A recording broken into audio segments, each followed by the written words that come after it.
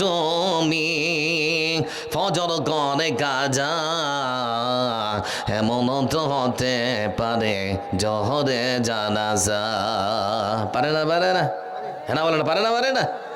মুসলিম হয় না জন্ম নিলে মুসলমানের ঘরে, কাফের মুমিন তফাৎটা হয় নামাজের উপরে।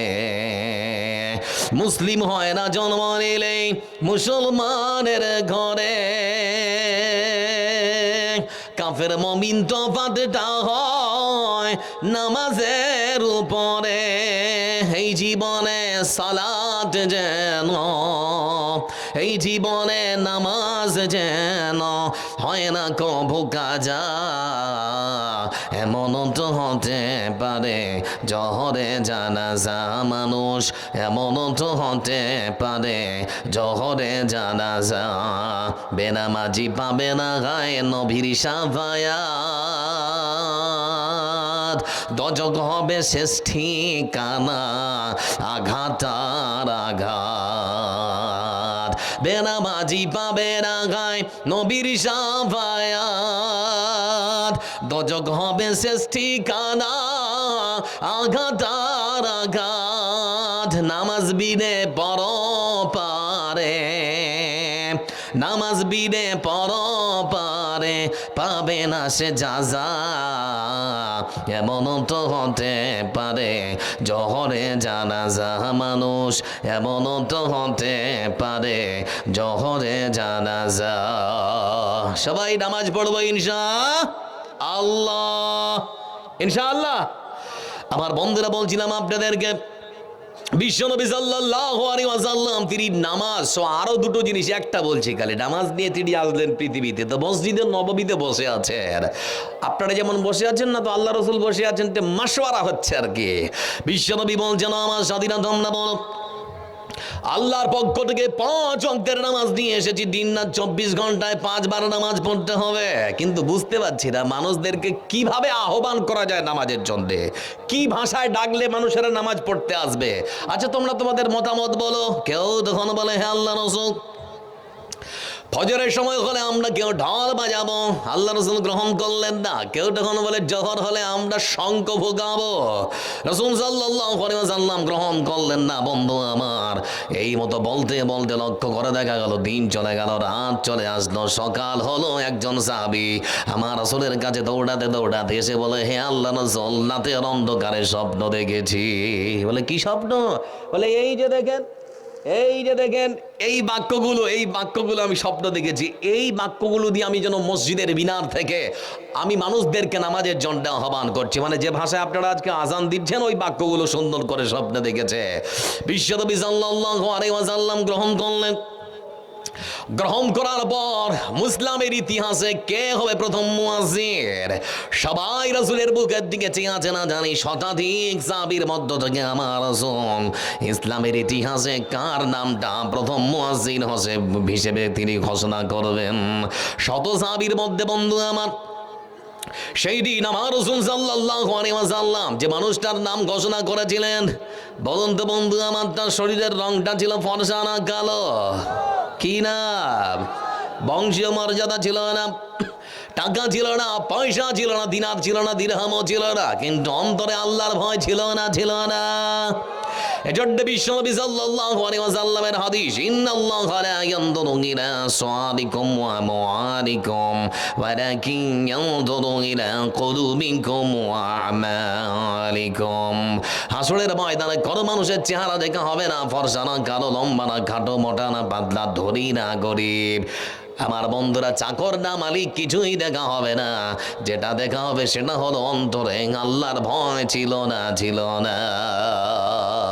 এটা শুধু দেখা হবে। এই যে এখানে আল্লাহর ভয় ছিল না, ছিল না। আমাদের অন্তরে আল্লাহর ভয় আছে না নেই? বিয়ে বাড়িতে গিয়ে যে জুলুম করেছিলেন ওগুলো এখন মনে পড়ছে?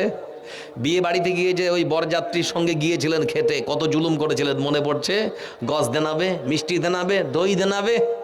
তোর বন্ধু বলছে হ্যাঁ এতগুলো যে নিলি তো খেতে পারবি? বলে পারি আর না পারে, নিতে তো টাকা লাগে না। কত জুলুম চলেছিল সেই দিন। প্রত্যেকটার হিসাব হবে, হবে না? হবে না? খুবই সতর্ক, খুবই সাবধান। এজন্য বলছিলাম বন্ধু আমার, ইসলাম পৃথিবীর বুকে মানুষকে শিক্ষা দিয়েছে, মানুষকে মানুষ হিসেবে আপনাকে সম্মান মর্যাদা দিতে হবে।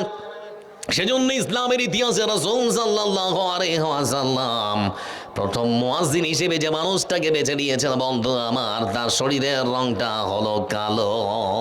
কি বুঝলেন এখান থেকে? আপনার গ্রামের যদি একটা কালো ছেলে ভালো আজান দিতে পারে, মুয়াজ্জিন হতে পারে না? পারে না? নাকি ওকে আপনারা বলবেন এবে কাইলটা তুই কেন আজান দিবি বে, ফর্সা ছেলে থাকতে? বলা যাবে? এটা বলা যাবে কি না? ইসলাম মূল্যায়ন করে যে একটা কালো ছেলেকে, ভাবতে পারেন ইসলাম কত উদার। এজন্যই বলছিলাম বন্ধু আমার, এই সেই বেলাল রাদিয়াল্লাহু তাআলা আনহু কোন একদিন আকাশ থেকে জিবরাইল নেমে এসেছেন, এসে আমার রাসূলকে জিজ্ঞেস করছেন, মোহাম্মদ আজকে কি মসজিদে নববীতে কেউ আজান দেয়নি? বলে কেন?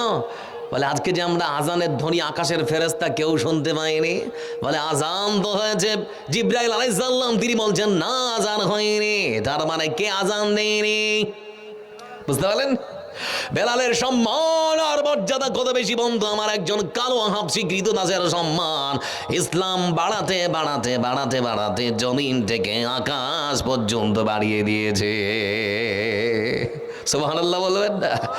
এই সেই বেলাল রাদিয়াল্লাহু তাআলা আনহু কয়েকদিন আমার রাসূল সাল্লাল্লাহু আলাইহি ওয়াসাল্লাম বেলালকে ডেকে বলে, বেলাল তুমি কি এমন আমল করো বলো তো, আজকে যখন আমি জান্নাতে প্রবেশ করেছিলাম তোমার হেঁটে যাওয়ার জুতোর আওয়াজ আমি আমার কানের মধ্যে শুনতে পেয়েছি। আচ্ছা বেলাল কি আমল করো? বেলাল তখন ডেকে বলে, আল্লাহ রাসূল আমি তো হাবশি কৃতদাস মানুষ, কি আর করবো, তবে আমার জানার মধ্যে যখনই অপবিত্র হয়েছে পবিত্রতা অর্জনের জন্য সুন্দর করে ওযু করে নিয়েছি, মসজিদে প্রবেশ করার সঙ্গে সঙ্গে 2 রাকাত তাহিয়াতুল মসজিদ পড়ে তারপরে বসার চেষ্টা করেছি। এই দুটো ভালো আমল ছাড়া তো আমার আর সেরকম কোনো দামি আমল মনে পড়ে না। বেলাল রাদিয়াল্লাহু তাআলা আনহুকে তখন আমার রাসূল ডেকে বলে, ও বেলাল শুনে নাও, তোমার কাছে হতে পারে এটা সামান্য, তোমার কাছে হতে পারে এই আমল অল্প, কিন্তু আল্লাহ রাব্বুল নবীর কাছে তোমার এই সামান্য আমলটুকু এত সুন্দর গ্রান্টেড গ্রহণযোগ্য কবুলযোগ্য হয়েছে যে তোমার মতো একখানা হাবশি কৃতদাসকে আমার আগে আগে জান্নাতের ভেতরে হাঁটার সুযোগ করে দিয়েছে। ভাবতে পারেন বলতে একটা কালো মানুষের সম্মান কত। এজন্য বলছিলাম আপনাদের, ও যুবক ভাই আমার, সব কিছু ছেড়ে দিয়ে তোমার মতো যুবকেরা কোরআনের সংস্পর্শে যদি আসো, ভালো হবে না খারাপ হবে? কথা বলে না, আসা যাবে ইনশাআল্লাহ। বাড়ি গেলাম, বাড়ি গিয়ে লক্ষ্য করলাম আমার এই যে কটটা দেখছেন না নোংরা হয়ে গেছে। মাকে ডেকে বললাম, মা কিরে? তো আমি বলছি দেখো কটটা নোংরা হয়ে গেছে, পরিষ্কার করতে হবে। তো মা বলছে খুলে দে, খুলে দিয়েছি।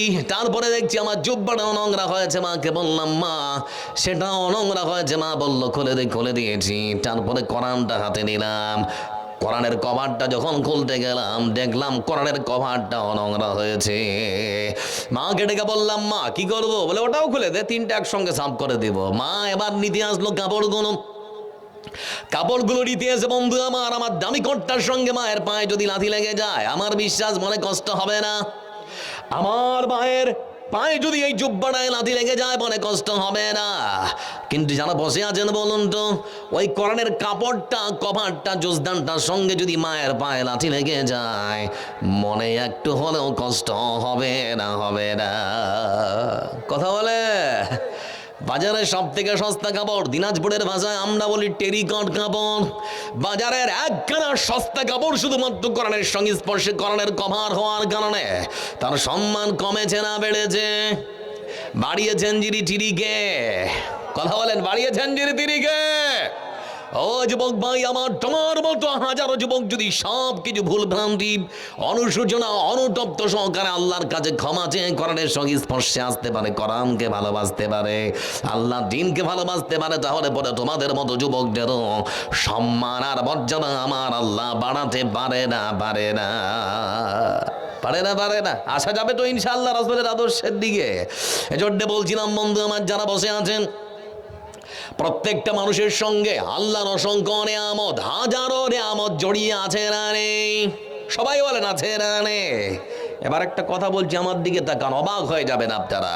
পশ্চিমবাংলার হুগলি জেলার পান্ডুয়া বলে একখানা জায়গা আছে, ওখানকার একজন ঊর্ধ্ব একজন বৃদ্ধ মানুষ দুপুরবেলা তার পরিবারের সঙ্গে ভাত খাচ্ছে আর কি। খেতে খেতে খেতে খেতে বন্ধু আমার হঠাৎ করে বুকের বাম পাঁজরে প্রচন্ড ব্যথা অনুভূত হয়েছে। বুক ব্যথা করতে শুরু করলো। নিজের সন্তানকে তখন ডেকে বলে, বেটা সহ্য হচ্ছে না, তাড়াতাড়ি করে হাসপাতাল নিয়ে চল, না হলে পরে বাঁচব না।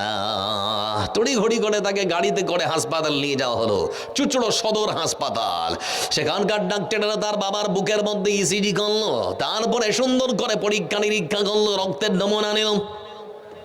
দেওয়ার পর যখন রিপোর্ট হাতে এসেছে, বড় ছেলেকে তখন ডেকে বলা হচ্ছে, আপনার বাবার হার্টের মধ্যে ওই ব্লকেজ ধরা পড়েছে, রক্তের নাড়িগুলোতে চর্বি জমেছে, সার্জারি না করলে বাঁচানো যাবে না।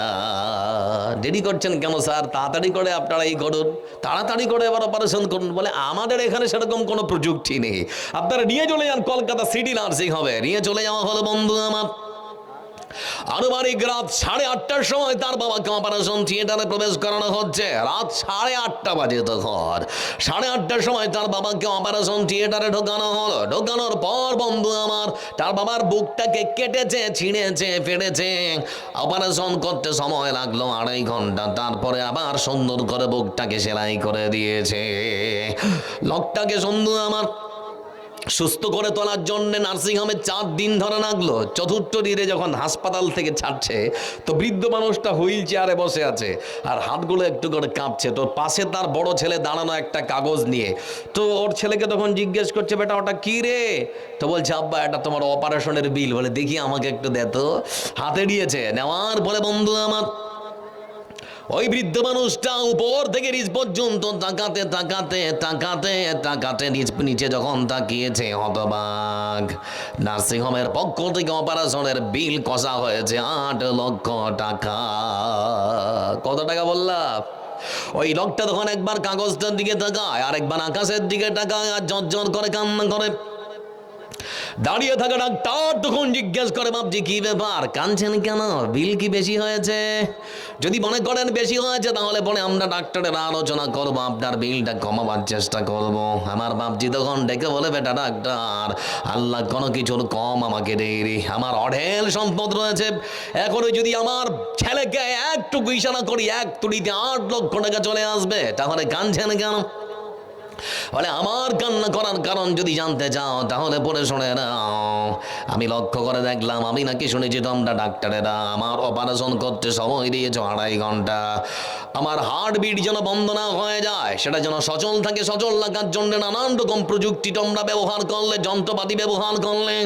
শুধুমাত্র 2.5 ঘন্টার দরুন তোমরা ডাক্তাররা আমার বিল কষেছ 8 লক্ষ টাকা। মনে মনে চিন্তা করছি আর অঝর মনে কান্না করছি এই জন্যে যে মহান শ্রদ্ধা আল্লাহ রাব্বুল আলামিন 70 বছর ধরে আমাকে পৃথিবীর বুকে বাঁচিয়ে রেখেছে। সেই আল্লাহ আমার হাতে এখনো পর্যন্ত 1 টাকাও বিল ধরায়নি। মনে মনে চিন্তা করছি, শুধুমাত্র 2.5 ঘন্টার বিল যদি হয় 8 লক্ষ টাকা, না জানি 70 বছরের বিল কত কোটি টাকা হতে পারত। সেজন্য মহান শ্রদ্ধা আল্লাহ রাব্বুল আলামিনের প্রশংসার পবিত্রতা বন্দনা করার পরে বলছি, আল্লাহ তোমার শুকরিয়া আদায় করে শেষ করতে পারবো না। তারপরেও আলহামদুলিল্লাহ। আল্লাহর নিয়ামত জড়িয়ে আছে না নেই? কোন জিনিসের আপনি শুকরিয়া আদায় করতে শেষ করতে পারবেন? অসম্ভব, পারবেন না। এজন্য বলছি বন্ধু আমার, কালেকশন করতে নেই। আচ্ছা, কতক্ষণ আমার সময়? কটার সময় শেষ হচ্ছে? আচ্ছা যাক, তো আর 5-7 মিনিট ব্রেনটা তৈরি করুন। লক্ষ্য করে দেখুন, ভুলে গিয়েছে আমি আল্লাহ তখন ওকে পায়খানায় ঢুকিয়ে বিড়ি খাইয়েছে। খা কত খাবে, খা কত খাবি তাম্বাকু। এজন্য বলতে চাচ্ছে বন্ধু আমার, রাসূলের আদর্শের দিকে ফিরে আসার চেষ্টা করুন।